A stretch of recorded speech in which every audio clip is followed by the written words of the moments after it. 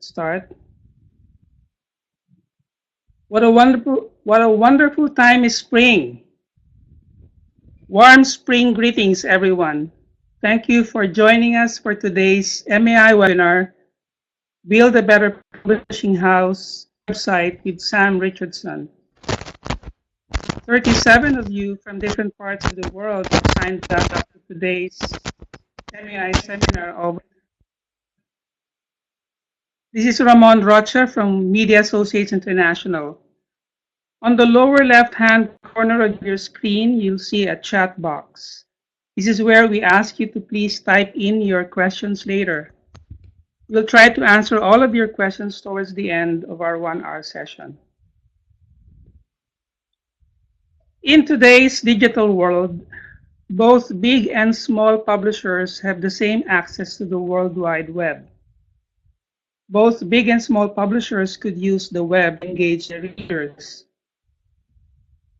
All publishers could come up with their respective websites. On the other hand, readers, both domestic and global, can access the same World Wide Web. You see, the internet is the great equalizer. Your next door neighbor or your friends on another continent can view your website. Are you confident your website is achieving the objectives you've set for it? Are you maximizing your website's capability? What are the components of a great publisher website? Here to lead us in this interesting discussion is Sam Richardson. Sam is the CEO of SPCK, or the Society for Promoting Christian Knowledge, based in the UK, and at the same time, the CEO of IBPU. Sam attended his first Lit World in Singapore last year. He spoke on workshops on digital technology, which participants rated highly. We are glad to have you, Sam, and thank you very much for serving our global audience as resource speaker today. Later, we will also have Ebowley Nagistok, the Marketing and Public Relations Manager of Harmat Publishing House, based in Hungary. Ebowley will share a case study with us and briefly discuss how their newly redesigned website contributed 30% increase in their monthly sales. But first, let's welcome Richardson. Sam, thank you for sharing your knowledge and expertise on today's important topic on how to build a better publisher house website. Thank you, Sam. Please take it away. Thank you, Ramon. I hope you can all hear me okay. If I'm speaking too fast or if you're struggling to hear me, please do put a comment in the chat and I'll try and either slow down or speak more loudly. I've been involved with a number of website redevelopments over my time. The most recent one is the one that you can now see pictured, which is the new SPCK website, which we designed to be a responsive website, meaning one that can both work on a computer screen, which you can hopefully see circled, but also on a mobile phone screen. So a responsive website is one which is able to change its appearance in order to be most suitable to the different device. That was one of the key things we were trying to achieve. The other key thing was to drive two particular things. We wanted to drive more people to visit our shop, and we wanted to drive more people to donate to us. So those were the two key calls to action, which you can see very clearly visible on our front page. So going back to the question, what makes a good publisher website? For me, a good publisher website is one which meets the needs of various different types of user. If you're doing that, then you're doing fine. But I think we can do better than this. A great publisher website is one that increases the reach of the publisher beyond these audiences.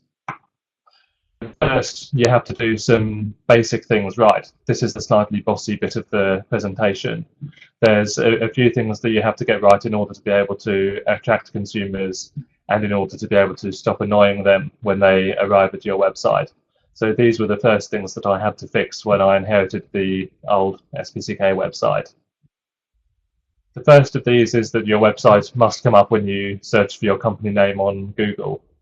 Obviously, this is much easier if you have a name which nobody shares, like SPCK, than if you have a very common name like Bible Publishing. So perhaps if you have a common name where there's lots of competition for your name, perhaps you should consider paying for Google keywords in order to make sure that people are able to find you on Google. Secondly, a big bugbear, a big problem that many websites have is when you land on the website and it automatically plays sound and video. It can be very embarrassing if you're sitting in the middle of an office, and this is the kind of user experience which is now considered to be very out of date. The third thing I talked about is that your website must be responsive, so it needs to be compatible with multiple kinds of devices.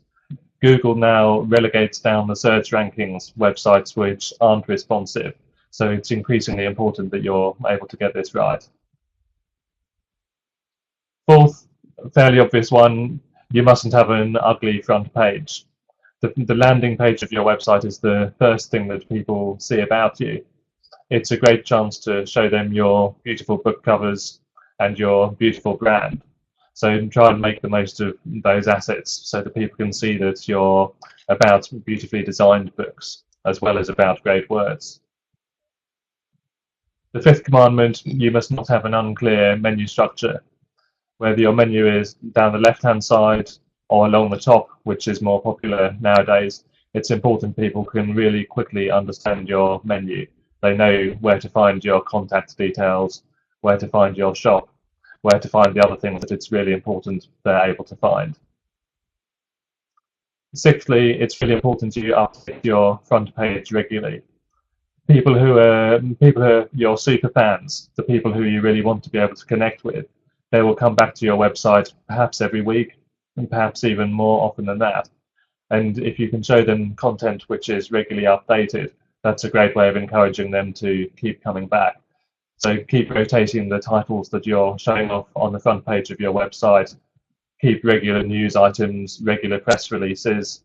Have links, have your social media feed showing on the front page of your website.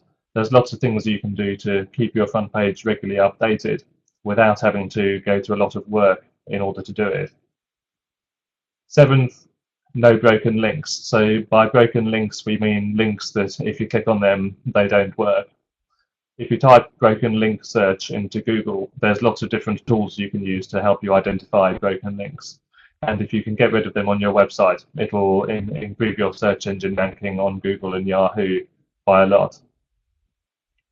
The eighth one is one which is a bit of a pain for us, but customers are often there because they're looking for your contact details. It's tempting to try and hide behind a form, but in fact that will, for the most part, frustrate people. So I think the best thing to do is perhaps set up an email address just for website inquiries. People feel much happier if they think they've sent you an email than if they think they've filled in a web form which they never know where it's going to go. The ninth one, this is a problem I had when I joined SPCK. We had two different websites, one for SPCK as a mission agency and one for SPCK as a publisher. So this caused a lot of confusion. It confused Google and Yahoo and the search websites, and it also confused our customers and our retailers. They weren't sure which website they should go to. So having one website for your organization, if at all possible, is a good way to go. The exception is perhaps if you have different imprints which operate under different brands, there might be some good reasons why you might have more than one website. And I think the 10th commandment, which is the most important one of all, is that the user must be able to find what she wants. That sounds on the face of it quite simple, but the problem is that different users have different needs. People will be coming to your website for a number of different reasons. So who is the website for? Ramon is going to put up a poll now. When we were with the LitWorld conference in Singapore, we identified about 10 different groups of people who might be coming to your website. And the poll, if we can get it to work, will hopefully give you a chance to identify which for you are the most important of these users. Are we able to get the poll up? Yes. Let's open the. Who is your website for? So we'll ask our participants now to please vote. These are your options, your choices. Who is your website for? Is it for your readers, for your authors, retailers, vendors, pastors and church leaders, students and researchers, other publishers, job seekers, government people, the press, donors, and supporters? So please vote now. And you can vote for more than one category, so you can tick all the categories which are important to you.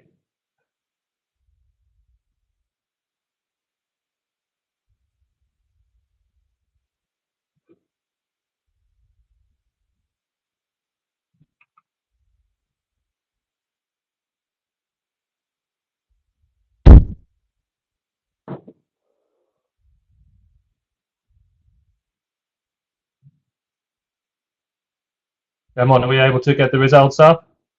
Okay, we have 8 out of the 12. Okay, last 2.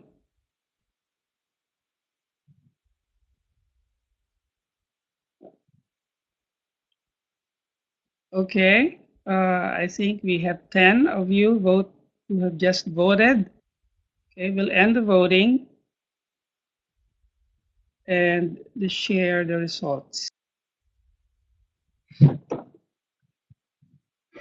Okay, great. So we've got a clear winner, which is readers.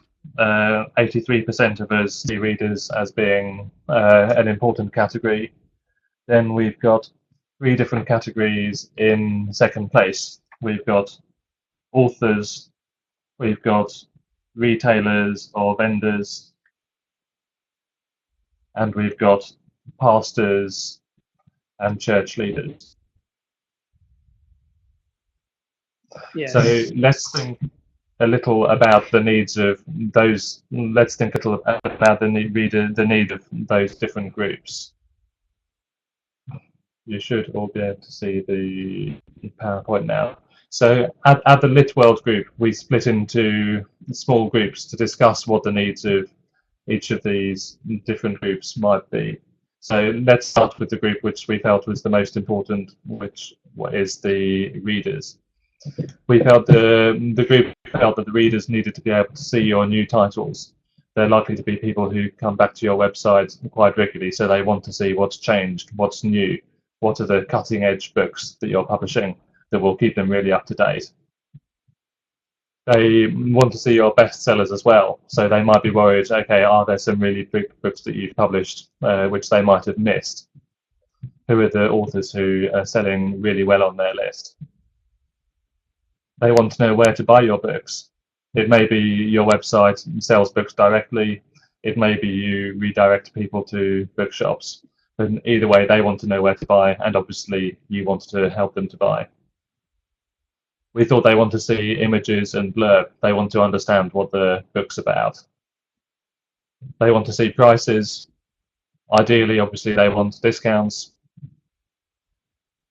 Social media we felt was also important. We felt that the readers don't want just a one-way relationship of our website sending them information. They also want to be able to communicate with us, and social media is the preferred way for many customers to do that. We'll talk a bit more about social media further down.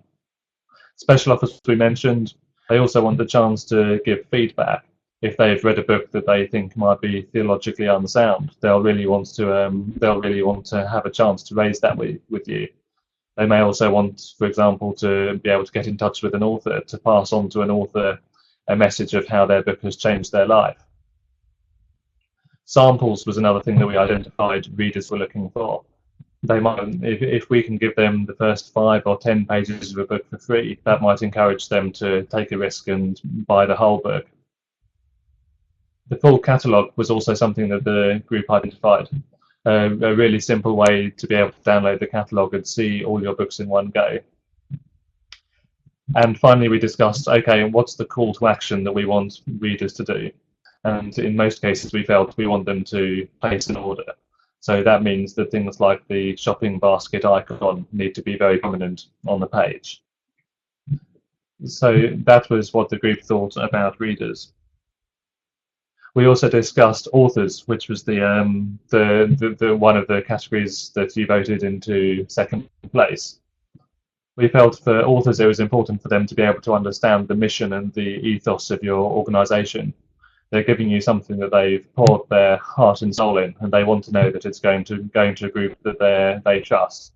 So if you're non-profit, they might want to know whether you're non-profit. They might want to know whether you're associated with a particular church. They might want to know what your theology looks like, but they'll want to understand the organisation and how it talks about themselves. Secondly, the group felt authors will want to understand the different categories that a publisher publishes into. If they're a fiction author, they'll want to understand very quickly if you're just a non-fiction publisher, for example. Thirdly, a really important one, authors want submission guidelines. They want to know if they've got a manuscript they want you to publish, they want to know how they can send it to you. They want to know what additional information they should give you. So on our website, we have a detailed set of submission guidelines with a form so that people can fill in what's the market for their book, what are the contacts they've got that might help the publisher to sell the book, what's the word count of the book, all those kind of basic questions. It's much easier to explain to authors up front what you want from them rather than to wait until you're in touch with them and then have to explain it. The fourth thing that the group felt editors might want is the group felt readers might want is an editor's blog. They want to understand who the editors in the company are, what they're thinking about, what matters to the editor. They also might want to see the editor writing as well. Do you really want to be edited by someone who doesn't seem to be able to write very well? A good example of an editor's blog is Justin Taylor from Crossway, who has a very popular blog. And for authors, we felt the key call to action is to encourage them to submit a proposal. So again, that ties into the submission guidelines, making them as clear as possible.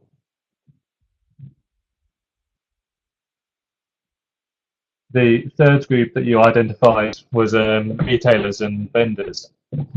So again, we discussed this group at MidWorld. We identified what are the different needs that we think this group might have.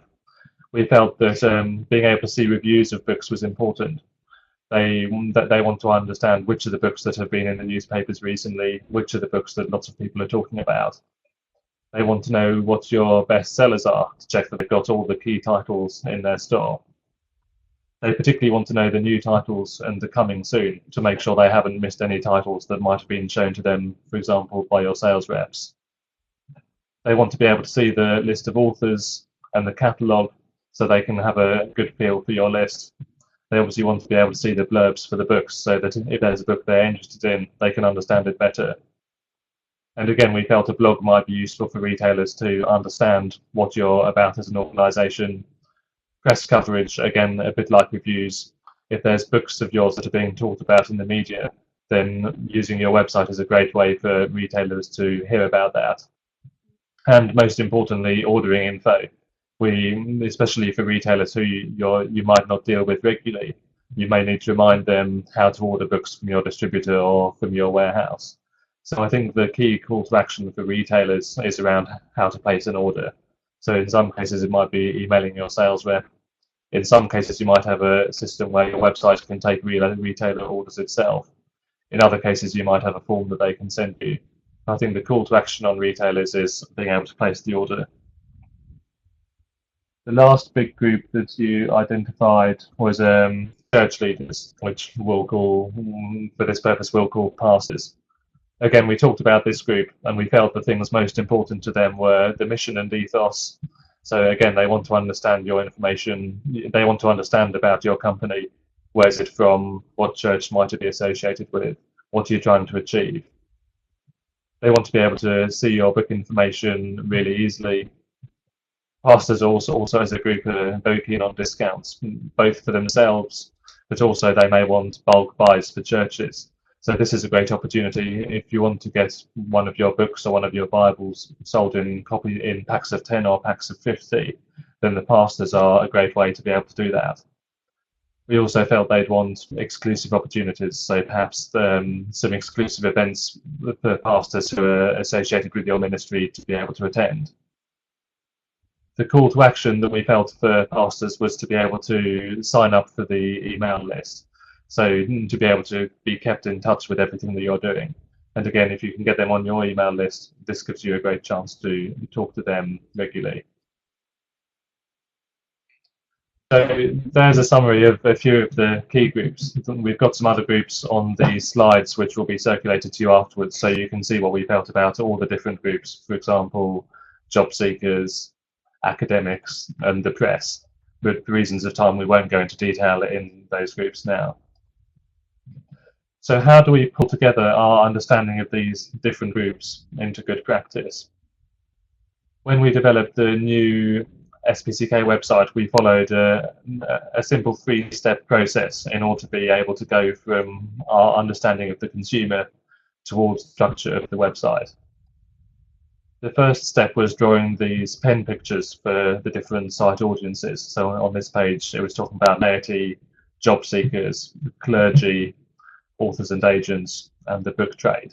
So this is your chance to think about the stuff we've just talked about. What's your main markets? What are they looking for? The second step is to put this into a non-hierarchical mental map of the site. So this is what you can see in front of you now. So you think about, okay, what are the different topics you've got? What categories might they cluster into? So for SPCK, we have things like assemblies, prayers, grants, and projects. And we felt these all fall into what you might call a what we do category, along with publishing. And then the third step of this process is to take this non-hierarchical, so you take this non-hierarchical mental map and then transfer it into a structural map, which provides the navigation for your website. So at this stage, you can see you've got the different items for the main navigation bar. So about us, what we do, news, authors, shop, and support SPCK. Those are the ones we identified that would appear in the main navigation. And then we identified a few items which would appear up the top of the page. So help, the user account, the shopping cart, and the search page. So this is this third step helps you take the consumer info, take the pages, and get it into a structure for your website. A few different examples of websites which have got some ideas that I think it might be worth copying and that we've tried to copy ourselves. Firstly, something that HarperCollins do. They have sign-ups for individual authors. So if you, this author, Mary Tanana, you can sign up with your email address and your date of birth. One thing we were talking about last time I gave this presentation was, why did they want the date of birth? Is it because they want to send you an email on your birthday saying, happy birthday, why don't you buy this book by Mary Tanana? And we think it's partly that, but partly they also want the date of birth to understand the readership. So they want to understand whether the people who are buying Mary Tanana's books, are they 20, or are they 70, or are they somewhere in between? Understanding this information will help them with their marketing. But one thing we felt at MidWorld is that customers, readers, they may well be more interested in your authors than they will be in you as a publisher. So getting them to sign up for authors will mean that each time your author publishes a new book, you've got a ready-made list of people who you can tell about it. You've got access to the author's super fans who you'll be able to tell about the book. A second good program that I think is worth thinking about copying is something that the different Baker imprints in the US do. So they have a bloggers review program where they send a free book out to bloggers in exchange blogger reviewing the book on their blog. and also reviewing it on an online store like Amazon. They're not able, for legal reasons, to say that the review has to be good because that would look like bribery. But they are able to send out the book to anyone who guarantees to review it. And obviously, if the person doesn't review it, they don't get the book next time round. But I think this is a really good way of using some of our best assets, which are books, to reach people who have a lot of connections. And because they've got the book for free, for the most part, the bloggers tend to review the books very positively. So you don't need to worry too much about them giving bad reviews. A third good scheme, one which is done by Routledge, so this is aimed at academics, and they have a system where academics, so people who teach in universities or seminaries or theological colleges, are able to order complimentary copies of the book in order to consider for them for their course. But what they do in exchange for giving the free book is they expect the academic to fill in a very detailed form. So you have to answer questions like your name, your email address, where you teach, what topics you teach, how many students you have. And this enables them to get you on their database so that next time they publish a good book on this topic, they're able to approach you from their email marketing. A fourth interesting thing that's worth thinking about is something which Amazon do. So if you're an Amazon author, you're able to access daily this report, and you can see how many copies of your book that you've sold. And authors find this incredibly addictive. I know a lot of authors who are always turning back to Amazon to see how many copies of their books they've sold in the last day. Has their ranking gone up or down? So if you're able to do anything on your website to share sales information with authors, that's something that they find really motivational. And just to say a little bit about search, which continues to be important. There's a lot which is written about lots of mysterious things that you have to do in order to appear high up the search rankings. But really, what it comes down to is having a straightforward design and lots of good content. If you've got those two things in place, then Google and the other search engines will be able to understand your website, and they'll be able to read it. Large numbers of external links to your website will help boost your rankings. So if you can find ways to, for example, get your authors mentioned on Wikipedia, or to exchange links with other publishers, those will be great, or to have lots of social media activity going on. Those will all be great ways which will help to encourage lots of people to come to your website. If you still can't make your website appear on Google, then it's worth considering paying for AdWords. So this is the scheme whereby you can pay money in order for your website to appear at the top of the Google search results. One thing that's well worth knowing about, which is something that we use, if your company is set up as a charity or as a non-profit, there's a Google AdWords grant program which will give you up to $10,000 a month of free advertising in the form of Google search words. So given how stretched publisher advertising budgets are, this Google scheme, if you're eligible for it, can be a great opportunity to get some free advertising. So I've given a few examples of some good practice, but Ebowley Negi Stock from Harmat they've also recently launched their own website, and I think they take some of these examples of good practice a bit further with what they've done. So I'm going to hand over now to Ebowley to talk a little bit about their project. Thank you, Sam. I hope you can hear me because there was some kind of technical difficulties before. So, can you hear me? If you can speak louder. Okay, I try. Hi everyone. Can you Bolia? Yeah, I try. I hope it's better now. So, I would like to share some about experience at Harmat Publishing House. Hope you find it useful if you plan a new publishing website. I would like to start with a little background information because as Harmat Publishing House launched our new website last year, December, the previous one was built 8 years ago, so we felt the need to come out with a new, fresh design. We really took the time to planning, and we really tried to focus meantime, in the promotion part, we try to find a good time to publish it. So in our case, this year, our publishing house celebrates its 25th anniversary. So we felt that this year we can promote more the website as well. I'm just saying if good timing is really can work as a selling part as well if you plan to launch the new website. So can we go to the next slide? Content is really important to us as a Christian publishing house, so in our marketing strategy as well. So we wanted to do a content-focused website.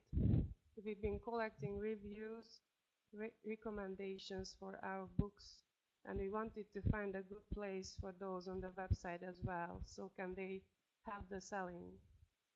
We put a blog, and actually we can attach reviews to the book, but we will see later those.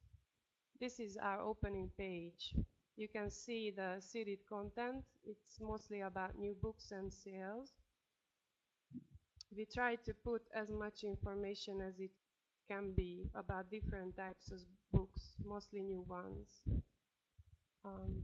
Can we go to the next slide? So we tried to discover new elements as well, creative ones, and you can see this is one, the book of the week. For example, we give more information, a special recommendation about the book every week, so our readers can have the opportunity to know it better. And actually, we really try to collect readers' recommendation, and you can see this is the opening page as well. So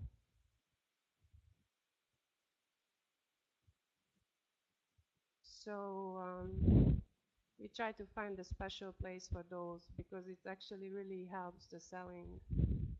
There are also the bloggers' posts. We are trying to actually search for bloggers every day.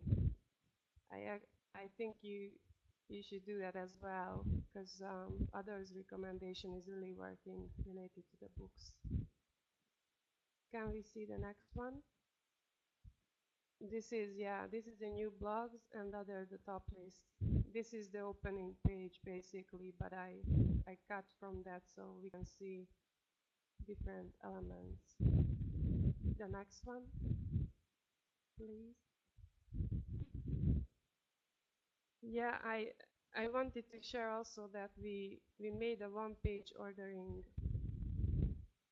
Our previous web page, actually, the ordering process was like 3 pages long, and it was really difficult. So we wanted to focus the simplicity here. And actually, on one page, you can give the information all you need.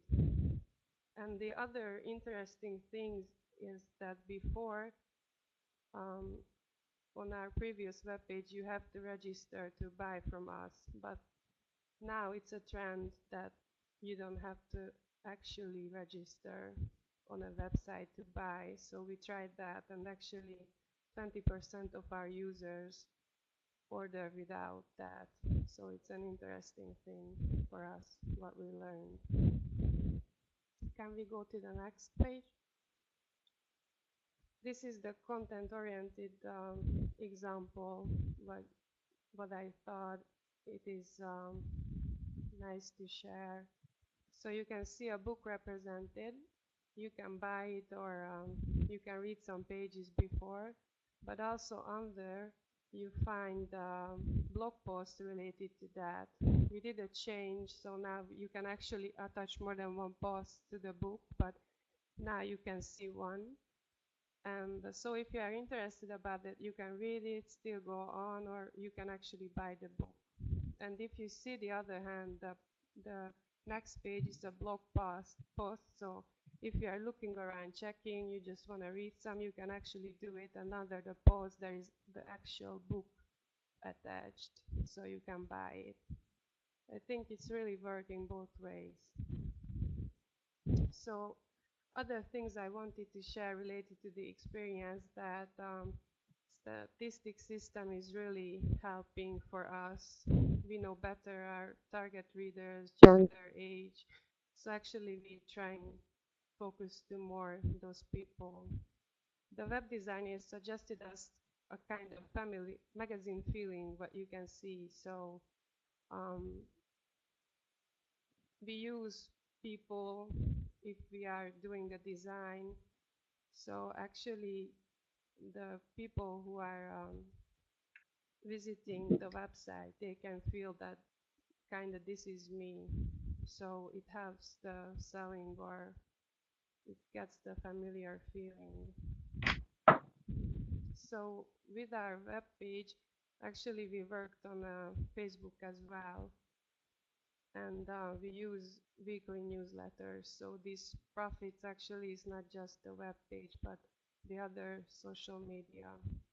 I think it both helping the selling part.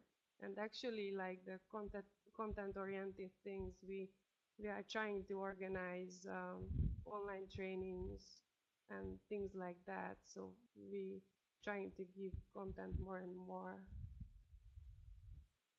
Yeah, I think that's what I wanted to share. Please say if there's any questions, and thank you for listening. Yes, thank you so much, Ebolia. Congratulations for your new website. And I understand this has contributed 30% increase in your sales. Yes. So congratulations, and congratulations too on Harmat's 25th anniversary. Thank you. Thank you for sharing. Thanks very much, Ebolia. And I think Sam, please continue. Thank you. I think a few of the things that Ebolia talked about are the kind of things that make a difference between a good website and a great website. So for me, a good website is one that answers users' needs. So it does the stuff we've been talking about so far. It works out what the different users want, and they find the website by search, and the website answers their questions. But a great website, like what Ebolia was talking about with the different blog content that they have, is one which is able to reach out to new users. So what is it that makes a website reach out? Good websites can stand alone, but great websites need to be part of a broader digital content marketing strategy. So the publisher website needs to act as a place for hosting content which will excite our communities, exactly the kind of blog content that Ebolia was talking about. You then use social media marketing and email marketing as your two key tools in order to pass this content onto your community. And your community then act for you as ambassadors. So the community passes this content onto their own connections so that the content gets a life of its own. It looks something like this. You start with content on your website, you push the content out into your community, and your community pushes the content out into the wider world. This is what's called content marketing. Broadly promoting content marketing is about using content to promote a brand. Content is king is probably a phrase that you've heard. But this is something that we can be really encouraged about, because as publishers, content is what we're really good at. We have access to fantastic authors who have really important and interesting things to say. So this content marketing is a great opportunity for us. What we've felt works in terms of content marketing is short and timely pieces, particularly pieces of news, of opinion, and of inspiration. Here are a few examples. In terms of news, Harper are always very good at tweeting whenever they've got a #1 bestseller. And again, they're making sure they've got an image with it that's a really eye-catching image, and they're making sure they drive people straight to somewhere where they can buy the book. Prizes are often a great way of getting lots of profile. At SPCK, we help to administer the Michael Ramsey Prize, which is a theology prize, which happens every 3 years. And this always gets lots of retweets and lots of social media coverage. The second one is opinion. If you can get your authors to write some opinionated pieces, these will always get a lot of traction. The example on the left is one that Neil Gaiman retweeted, an article he wrote on why you should never use search and replace, a topic which is obviously quite relevant to us as publishers. But it immediately got lots of retweets and lots of favourites in a very short space of time. The Economist are also very good at putting opinion articles forward. They're always filling my inbox on Twitter with these very strong headlines, but they also back it up again with a good image, and again the links there taking you straight through to their website. So opinion is a second great way, and again all your authors, they'll have lots of opinions. They're likely to want to have a platform to push their opinions out, and hopefully that's what your website can become. And finally, inspiration. Joyce Meyer and these kind of more inspirational American authors are very good at this kind of thing, whether it's Bible verses or inspirational images or prayers. They do this kind of thing, and they get a lot of retweets. T.D. Jakes is another, 180 retweets for his one, 279 favourites. This is quite typical. But again, what he's doing, he's not just putting this content out there, he's using it to drive people back to his own website. So the idea is you end up with a circle. Your website hosts the content gets pushed out on social media and by email, but the content draws people back to your own website. So you end up with this great circle effect going on. One thing to remember, it's easy for us to think that it's interesting when we publish a book, but for people who are outside of publishing, that's just what we do. So we need to remember the stories that we're putting on our social media need to be more interesting than that we've got a new book out. What's going to interest people is our authors. What have our authors got to say about important topics, particularly things which are in the news? So the aim is to create content that takes on a life of its own, readers forwarded to each other. It sounds difficult, but that's exactly what our authors are good at. They're good at creating books which go out in the world and get talked about. So why not enable them to do the same on your website at the same time as part of your social media strategy? Once you've got that content, there's lots of different channels it can be pushed out on. In the UK, we find that Twitter is the most powerful, Facebook is the second most powerful, YouTube is worth doing, Instagram is worth doing, but most of the others are a waste of time. I suspect in some of your different markets, there'll be different ones which are worth doing and different ones which aren't. Again, a successful author may well have a lot more connections than you do as a publisher in social media. So it's worth taking advantage of the social media power of your authors. Encourage your authors to send people to your website instead of sending them to Amazon or whatever shop they might otherwise go to. And again, readers may well be more interested in your authors than they will be in you as a publisher. So get them to write for your website. Use those blogs on your website in order to be able to host their content. So to go back to the initial question, I think a good publisher website is one that meets the expectations of the different types of users. The ones you particularly identified being readers, and Janet's made a very useful point that sometimes the readers will be different to the buyers, particularly if you're doing children's and teen books, for example. So readers, authors, retailers and church leaders, the four types of user who you felt it was particularly important to meet the needs of. If you're doing that and you're following the 10 commandments, then you're doing fine. But what you can do in order to make it really great is to use content marketing, use the power of your authors and the power of your content to make sure that your website can reach out beyond these audiences. So we've done 45 minutes, so I'm now going to hand over to Ramon to explain how you might ask some questions of ourselves. First of all, thank you so much, Sam, for sharing your expertise and experience.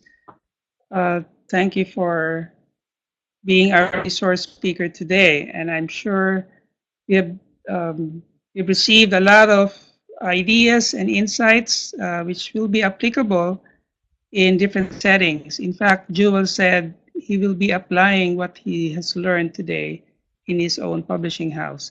Susan has a question here. How hard is it to convert a website to be mobile phone friendly? Do you have to start over? I think the answer to that depends a little bit on how the website has been built in the first place. If it's been built on a common technology like WordPress, for example, it should be very easy to convert it to be mobile phone friendly. If you've got something that's totally bespoke, it might be a bit more difficult and you might need to go back to your developer. But nowadays, all the main website platforms will enable your website to be mobile phone friendly quite easily. So if you do have to start over, it won't be as difficult as it would have been 2 years ago. So from the very beginning, if you use a platform that is mobile friendly, it will automatically appear good on a cell phone. Exactly. Right? It will convert by itself. Yeah, so the common platforms like WordPress, for example, as soon as you make something a main menu item, that will appear if it's on if you're looking at it on a PC, it'll appear at the top. But if you're looking at it on a mobile phone, it'll appear as a vertical menu like they appear on mobile phones. So all the common platforms are now designed to do this. But it's well worth testing your website on lots of different devices to make sure everything's actually working in practice. Okay. Yes, that's a very good, Sam. You should test first before you launch it. Sergey, please go ahead. Yes, Sergey, please go ahead and ask your question. Sergey. Oh, here we are. How should I build my publishing website? I have about 20 of my own titles and about 1,000 titles of other publishing houses on stock. It's a habit among Russian Christian publishers to exchange books with each other. Now I have 2 different websites with different names, one for my own and another one for the web bookstore. Should I merge those 2 websites or keep them as separate? I think my immediate instinct is that because they're both doing different things, I think it depends whether they're using the same brand. I think if you're using the same brand, the same name for both setups, then they should probably be one website. If you're using different brands, then I'd suggest that it's probably best to keep them as 2. The key thing is to make it as simple as possible for the consumer. And so therefore, that's why I think if you've got 2 different brands, the simplest thing is to keep them as 2 different websites. If there's one brand, then I think it'll confuse consumers for there to be 2 different websites. So that would be my immediate advice. But obviously, I don't know nearly as much as you do about your business, Sergey. Thank you. Noor is asking about costs. How much does it cost to host a website yearly? It's in English we have this phrase, how long is a piece of string? So a lot depends on how much do you want to be able to do with your website, and I think also on how big is your catalogue. If, say, you have 20 books and you want to be able to show people information about the books, but you don't want to be able to do e-commerce, then you should be able to run that website for perhaps less than $100 a year on lots of common platforms such as WordPress. If you need to develop your own e-commerce platform for your own catalogue with perhaps 1,000 books, then if you're paying a developer in the UK or US, you might be looking at $20,000 or $30,000 to build it, and then several $1,000s a year to maintain it. So I think it really depends on the kind of complexity that you're talking about. But if you don't have a website at all, there's certainly lots of fairly simple ways you can build a website at very low expense. So it depends on the kind of features that you want your site to have. So simple websites costs less, and the more complicated, like an e-commerce where you have a shopping cart and all that, then it costs you more. Of course, it will bring in revenues. So you have to do your cost-benefit analysis there, Noor. Exactly. I have a question, Sam. Which is better, to have an in-house web developer or you contract out a third party? In my experience, I've worked with both, and I've personally preferred the third-party route. The trouble is that there's a lot of work involved when you're building the website, and then there's not much work involved when you're maintaining the website. So the process of building the website may be more work than one in-house person can do. But in terms of maintaining the website, your in-house person will be sitting around with not very much to do. So the model of using third-party developers is one that I think is more flexible to the different timings of a website where you might be rebuilding it perhaps every 3 or 4 years. What you do need in-house, I think, is a marketing person who really understands websites and understands social media and is able to make sure that your website is up to date with lots of great content. Okay, so that means you'll contract out of your website from a supplier, and then you have a marketing person who understands how to update it, let's say monthly, put in the blogs, put in the news, put in the new titles, and keep it going. Exactly, and hopefully they'll be able to update it much more regularly than monthly. But if your developer, if the third-party developer does a good job, then the website should be able to be maintained by you without needing to keep going back to them. That's right. Thank you. Okay, I think we have more questions coming in. We still have time for more questions. Susan, so how often should you update your website? I think if you can get good content every day, then I think every day. It just depends on how much good content you can get and how much capacity you have in your organization. It's obviously much more realistic to update it daily if you're an organization of 30 people than it is if you're an organization of 3 people. But I don't think you can update too often. Remember, I think I want to highlight one of Sam's points. As a publishing house, you have lots of content. You have lots of books, and your authors have written a lot of content, so you can get a portion of that, the book, an excerpt, and use that as a update. Right, Sam? Exactly. So yeah, there's lots of books where it's quite easy to pull out perhaps a 2-page section of the book into its own small article, and then you can publish that as, look, here's an interesting piece by our big author, and that's the kind of thing that hopefully a lot of people will find interesting. Yeah.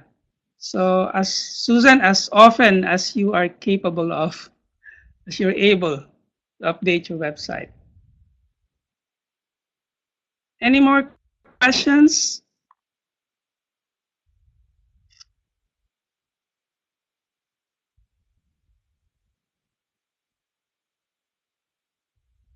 How do we monitor the effectivity of our websites? How do we know if you're doing okay?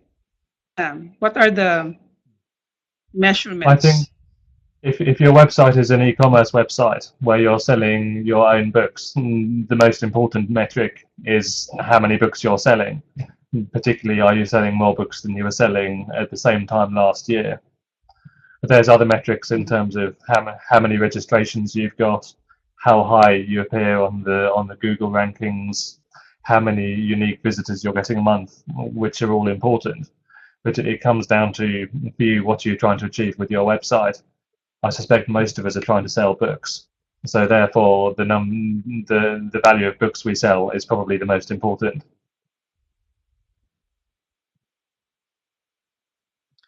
So we need to check with Google Analytics. Yeah, Google Analytics trend, whether we are successful or not. Google Analytics is the standard tool for understanding how many people are coming to your website and what they're doing. But if we're trying to see sales as the key thing, then it's whatever e-commerce system you're using is the one that'll be able to tell you how much you're actually selling. That's right. Yeah. And Ebowley has just shared that their new website is contributing 30% increase in their sales. So that's really excellent. Exactly. Sergey is asking, what do you think about promotion using social networks, social media, I suppose? Yeah, I think promotion using social networks. I think it's very important. I think the key is that people won't be interested in stories like publisher's got a new book. You need to make sure that the stories you're promoting are interesting, and that's where it comes down to using your authors as effectively as possible. I think the other key question is which social networks. In the UK, Facebook and Twitter are the ones which prove to be most powerful for this kind of marketing. But the type of content is a bit different for each. For Twitter, the content tends to be a bit more aggressive, a bit more opinionated, whereas for Facebook, the content tends to be a bit more community kind of content. So on Facebook, people like to see pictures of us having cake in the office, whereas on Twitter, people like to read controversial articles by our authors. So it slightly needs to be tweaked depending on which social networks are the ones you're interested in. I think we should, thank you, Sam. I think we should also remind our peer to encourage their authors to have their own websites. If they don't have websites yet, authors should have their own websites, and then we should have a link. The authors should have a link to our website as publishing house, and then our publishing house should have a link to the author's website. Is that correct, Sam? Absolutely. Getting those authors to link into you will be good for both your traffic and for your search engine rankings. And yeah, there's a question of some publishers think, well, should we try and take over our authors and make sure they don't have their own websites? But I think it's important authors are able to have their own place, but you need to think about that in the context of your network so that you're sharing traffic with each other. That's right. Okay, so Peter is typing. We'll wait for his question to come up. Okay, Sam is saying type analytics into Google search and you should find it. Then your web developer will know about it. Thank you. Okay, we'll wait for the other questions to come up.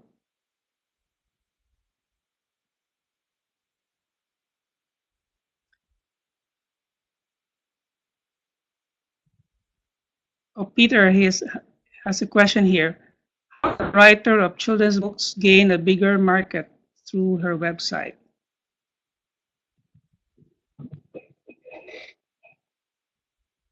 I think for authors, it's about trying to build a community of fans. So it's about listening to people, taking on board the views of people, finding a group of people with whom you can share original content. So if you can find 50 or 100 people who are your really big fans, then I think the point of the author website is to try and convert them from being your fans into being your ambassadors, so that you're giving them things that they can send out to other people to tell them about your books.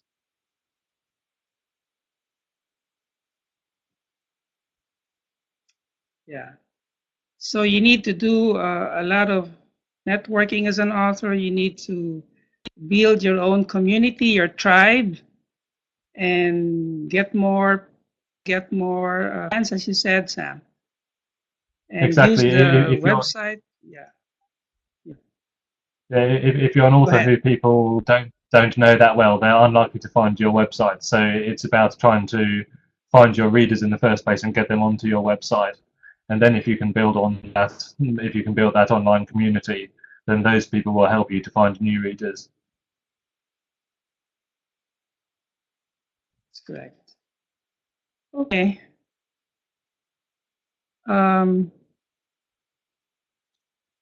I think Sergey is typing.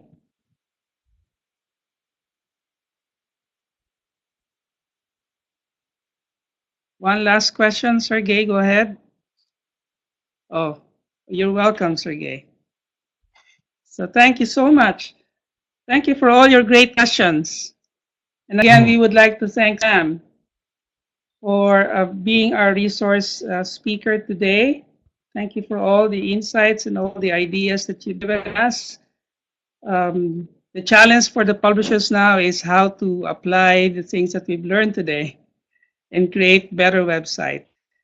Let me just announce again that I will be sending you a copy of the PowerPoint and also a link to the recording of today's webinar so you can share it with your colleagues.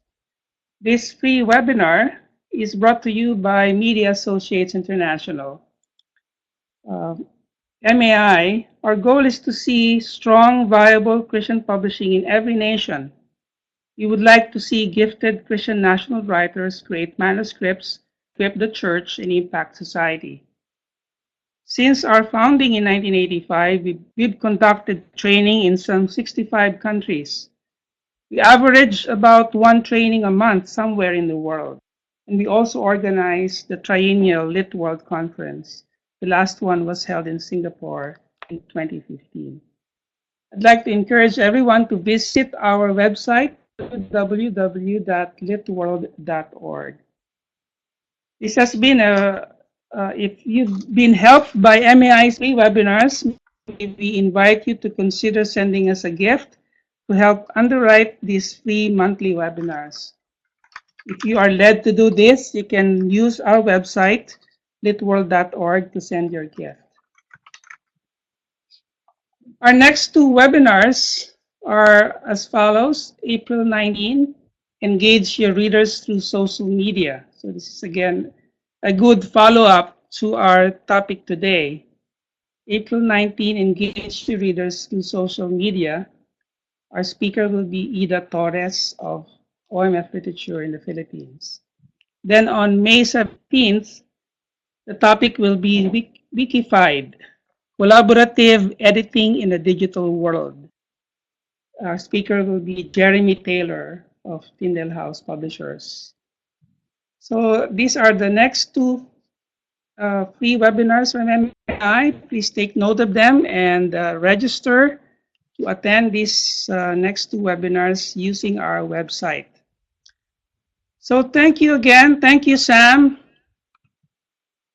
We appreciate your partnering with us in sharing your knowledge and experience in website development. And may the Lord bless you in your work there in the UK. Thank you. It's been a great pleasure to do that. Thank you, everyone, for joining us. Yes. See you again next month. Thank you, Ebolia, of course. Thank you. Ebolia, you've shared some insights from your own website. And congratulations again. Successful website, and the Lord has blessed efforts.